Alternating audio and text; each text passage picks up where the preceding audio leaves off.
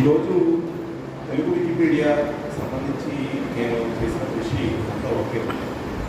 ఈ రోజున మా వంటి వాళ్ళంతా చేసిన కృషి అంతా ఒకే. ప్రస్తుతం ఓన్లీ కొలాబీ లాంటి భాషలు లేదా ఇంగ్లీష్ వికీపీడియా లాంటి వాటిల్లో చేసిన కృషి అంతా ఒకే. ఓన్లీ కొలాబీ లాంటి భాషల్లో ఇప్పుడు మాట్లాడిన మిత్రుడు గారు మా ఆత్మమూర్తి గారు ఇటువంటి వాళ్ళు చేస్తున్న కృషి అంతా బలం. ఎందువల్ల అంటే ఇక్కడ భాష అనేది చాలా మొత్తాలు, భాష అనేది చాలా రకాలైన రూపాలు ఉన్నాయి. ఒక రూపం ఏంటంటే ఇప్పుడు నేను మీతో మాట్లాడుతున్నాను, మీకు నేను మాట్లాడే భాష చాలా మందికి అర్థమవుతుందని అర్థమవుతుందని భావిస్తాను. ఎందుకంటే నేను తెలుగు మాత్రం మాట్లాడగలను, మీరు మాట్లాడే మిగతా భాష నేను మాట్లాడలేదు. అయితే నేను మీతో మాట్లాడుతున్నప్పుడు నేను మాట్లాడేది మీకు అర్థమవుతుంది కాబట్టి అది ఒక భాష, ఒక రూపం. అట్లానే భాషకు మరో రూపం ఏంటంటే ఇందాక కొంతమంది కళాకారులు వాళ్ళ కళను చూపించారు. ఆ కళలో భాగంగా పాటలు పాడారు, సంగీతాన్ని నిర్మించారు. ఎప్పుడో కాలం నాటి కళలన్నింటినీ కూడా మన ముందుకు తీసుకొచ్చారు. ఇది మరొక రూపం అనుకోవచ్చు. అట్లానే భాష ఉంటే ఇంకా చాలా రూపాలు ఉన్నాయి. అలాంటి ఒక రూపం ఏంటంటే భాష ఇవి. అంటే నేను మీతో మాట్లాడుతున్నది అర్థమైతే ఒకసారి దానికి సంబంధించిన ఉపయోగం. అట్లాగే వాళ్ళు పాటలు పాడింది మీరు తీసుకోగలుగుతుంటే, ఆనందించగలుగుతుంటే దాని ప్రయోజనం ఒకలా ఉంటుంది. కానీ ఒక విషయాన్ని మనం తెలుసుకోవడానికి, ఒక వ్యక్తి గురించి మనం అర్థం చేసుకోవడానికి, లేదా ఒక గుంటూరు లాంటి ఊళ్ళో 800 గడపలు ఉన్నాయి, గుంటూరు అనే ఊళ్ళో 800 గడపలు ఉన్నాయి తెలుసా? ఆ విషయం తెలుసుకోవాలంటే ఏం చేయాలి? ఎక్కడో చోట దాని గురించి వివరాలు తెలుసుకోవాలి. దానికి ఒక వికీపీడియాను లేకపోతే ఒక సెన్సస్ డేటా, జనాభా లెక్కలను ఏదో ఒక రూపంలో ఉంటుంది కదా, డేటా రూపంలోనో లేదా సమాచార రూపంలోనో వీటి వివరాలు ఉంటాయి. అలాగే గుంటూరు సాహిత్య వేదిక 2011 నుంచి 2015 వరకు గుంటూరు సాహిత్య వేదిక అధ్యక్షుడు ఎవరు అని అంటే వెంటనే మనకు తెలియకపోవచ్చు. కానీ వెళ్ళి వెతికితే ఎవరు సార్ అధ్యక్షుడు? గుంటూరు సాహిత్య వేదిక పూర్వాధ్యక్షుడు మీరే. సో ఒక ఉదాహరణ చెప్తున్నాను. ఇట్లాంటి వివరాలన్నీ మనం తెలుసుకోవాలంటే దాన్ని ఒక చోట నిక్షిప్తం చేసిన విషయాన్ని, లేదా ఒక చోట పెట్టిన విషయాన్ని, లేదా ఇలాంటి వారు చెప్పే విషయాన్ని మనం తెలుసుకోవాల్సి ఉంటుంది. ఇది విజ్ఞానం అన్నమాట. ఇట్లా ఒక భాష అనే దాంట్లో కేవలం ఒక మనిషితో మరొక మనిషి మాట్లాడుకుంటే మాత్రమే భాష. ఒక మనిషి మరొక మనిషికి, లేదంటే ఒక పుస్తకం ద్వారా ఒక 100 మంది మనుషులకి, లేదంటే ఇలాంటి వెబ్సైట్లు వ్యాసం ద్వారా కొన్ని లక్షల మంది మనుషులకి, కొన్ని వేల మంది మనుషులకి ఒక విషయం తెలిసిన, ఒక కొత్త సంగతి వాళ్ళు అర్థం చేసుకున్నా, ఇది కూడా భాషకు సంబంధించి మరొక ప్రయోజనం.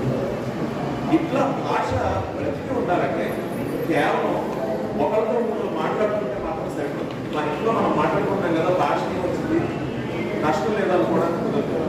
అమెరికా అధ్యక్షుడి గురించి తెలుగులో ఉండాలి, అమెరికా అధ్యక్షుడి గురించి పొలాంలో ఉండాలి, అమెరికా అధ్యక్షుడి గురించి గోండీలో ఉండాలి.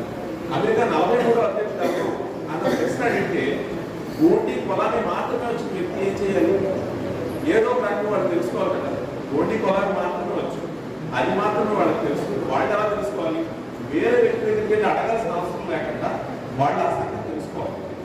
అమెరికా అధ్యక్షుడు ఎవరంటే. అలానే ఈవేళ తెలంగాణ రాష్ట్ర ముఖ్యమంత్రి ఆయన ఎక్కడ పుట్టారు, ఎక్కడ పెరిగారు, ఆయన విశేషాలు ఏంటి అని తెలుసుకోవాలంటే మన భాషలో మనం తెలుసుకోవాలి.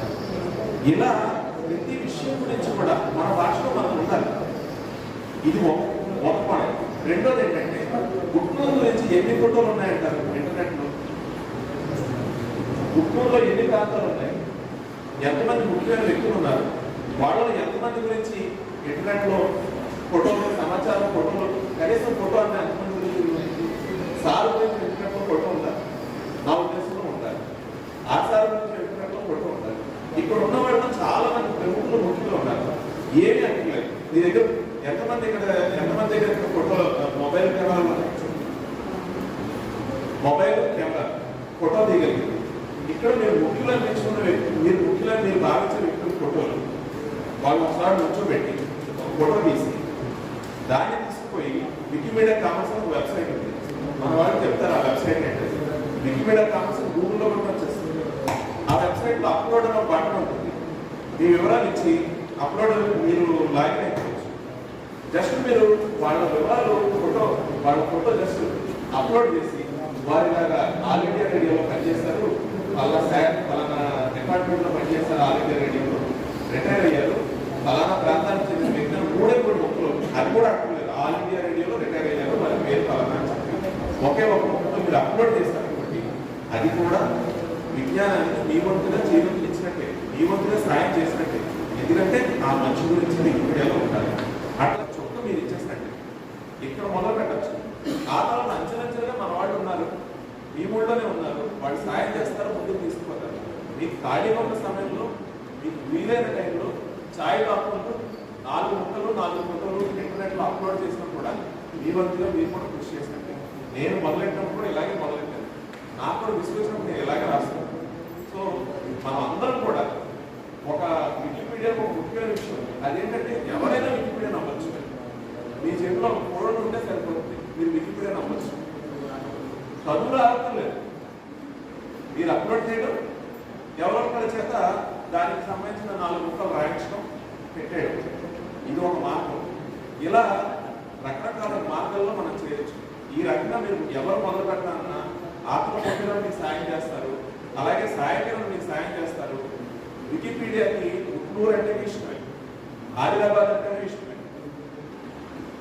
హుజూరాబాద్ అంటే ఇష్టమే. వికీపీడియాకి ఇష్టం లేని ఊరు లేదు, వికీపీడియాకి ఇష్టం లేని మనిషి లేడు, వికీపీడియాకి ఇష్టం లేని ప్రదేశం లేదు, ప్రాంతం లేదు.